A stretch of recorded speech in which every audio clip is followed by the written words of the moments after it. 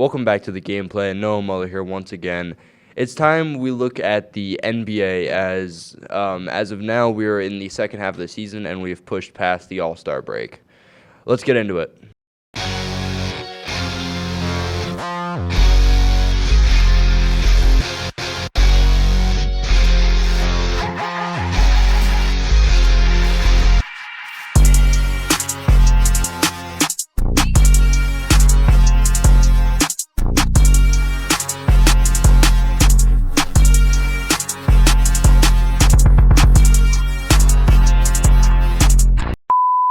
So starting off here, I'm going to read a list of about 4 teams and determine whether they are contenders or pretenders. So we're going to start off here with the New York Knicks, who sit pretty nicely near the top of the Eastern Conference. And I don't know if they're a finals-bound team, but I'd say the Knicks aren't necessarily pretenders. The Knicks have looked like a good basketball team all year. It just depends really on that Brunson injury and how that develops. But I'd say the Knicks are contenders.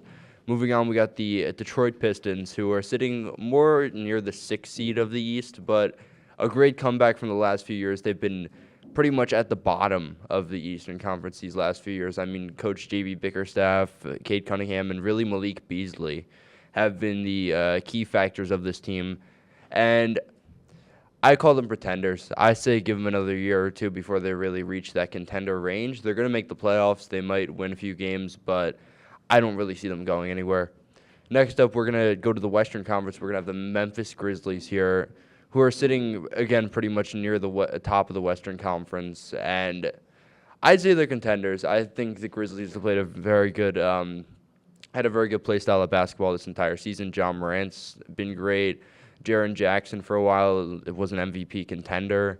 I mean, just a lot of great pieces on that Grizzlies team. They're finally starting to connect. Zach Edey's even done pretty well in his rookie season. So I'm going to say they win a series or two. They're contenders. Then the last team we're going to review here is the Houston Rockets, who are more middle range of the playoffs. Very young team, again, just like the Pistons, with Jalen Green playing very well and Amen Thompson as well. But I am going to say with the Rockets, give them another, I'd say year. I wouldn't push to 2 years. Give them another year and they'll be near the top of the West. But they could sneakily come up and win a series or two in the playoffs. I'm not going to say that's not going to happen, but I just think they're a little bit too green to make a long, long run in the playoffs, and that I'm going to determine their pretenders for this year. Moving on here, we have the MVP frontrunners. We're going to review this board real quick.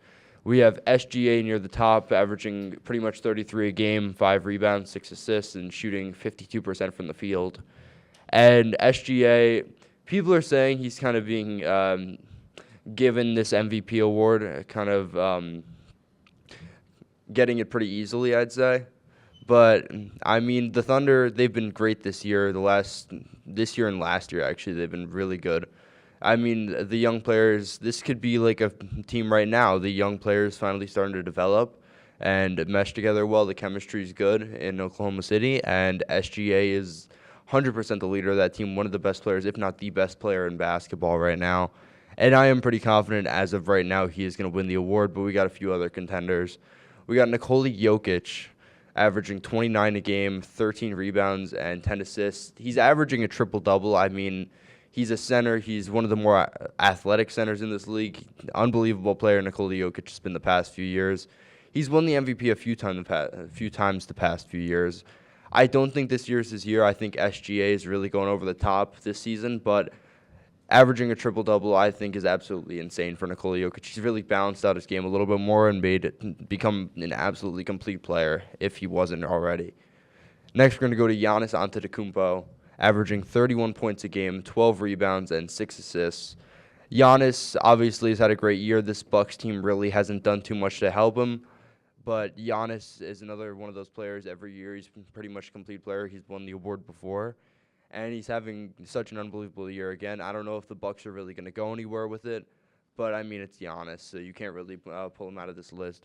And I wouldn't say this guy is necessarily a front runner, but I think he's been very valuable to his team. I'm going to put Cade Cunningham's stat line up here for the Pistons. 25 points per game, 6 rebounds, and 9.5 assists. And he has brought the Pistons to be the 6th seed after being what seemed to be dead last in the league the past few years. And I just think he's been an unbelievable contribution to this team. He's finally coming into his own as a player in general. And I think, like I said earlier, give it another year or two, you could see this Pistons team doing some real damage in the Eastern Conference. Now I'm going to talk about three teams that could sneak into the playoffs through the play-in. First is the Phoenix Suns. I mean, I don't know why they can't. They have a great roster. They got Bradley Beal, Devin Booker. They have Nick Richards, and they also have Kevin Durant, obviously. So I see no reason why the Suns can't make the playoffs. They have a pretty complete starting lineup, and I guess they just need to mesh better together in order to make this run. They're 100% going to be in the play-in, and they should make it out of the play-in if they play right. Next up is the Atlanta Hawks. I don't really see too much happening here. I think the Hawks are also a very green team who is in a pretty not-so-good position right now in the play-in. But, I mean, Trae Young has been great all year. You have guys like Jalen Johnson stepping up, Dyson Daniels even top, and one of the top players for steals per game in the league. I mean, I don't see the Hawks going anywhere. Theoretically, they could sneak in, win a game, but I don't see them doing anything. I don't even know if I see them sneaking in, but they're one of the teams with better chances to sneak in there. And the last team is the Orlando Magic, obviously. I mean, you have guys like Franz Wagner and other guys like Anthony Black, Cole Anthony, Jalen Suggs.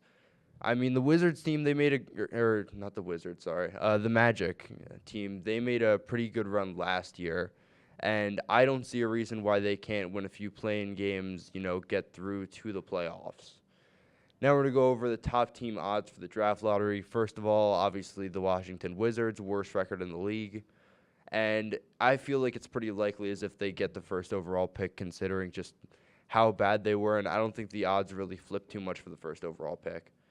Next up, we got the Charlotte Hornets, who have been royally bad this year besides having Mark Williams and LaMelo Ball. They've been a very bad team like the Hornets have been for the last couple of years. I mean, LaMelo's entering his prime at some point soon, so you just got to hope they can turn it around. And with this draft pick, they could turn it around. I expect to see them in the top three.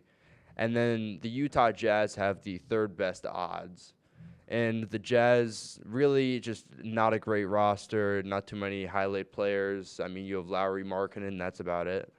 But I do see the Jazz getting a top 5 pick. I don't know if they're going to get 3, 2, or 1, but the worst I see them getting is 5.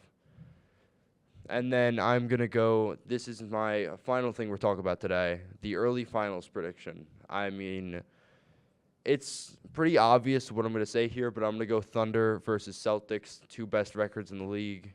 Or, no, actually, the Cavaliers are the best in the Eastern. Thunder versus the Celtics, who are always pretty consistent in making deep runs in the playoffs. I think these are the 2 best rosters in the league. I don't see how they both don't make it. You could see teams sneak in, like I said earlier, the Grizzlies or even Denver. But I really see this happening. I'd have Celtics in 6. I just think the Thunder need one more year before they get a finals championship. But I do think that'll be what happens through the playoffs. That'll be it for the game plan. Next episode, we'll be talking about the MLB opening day. And that is it. Thank you for watching.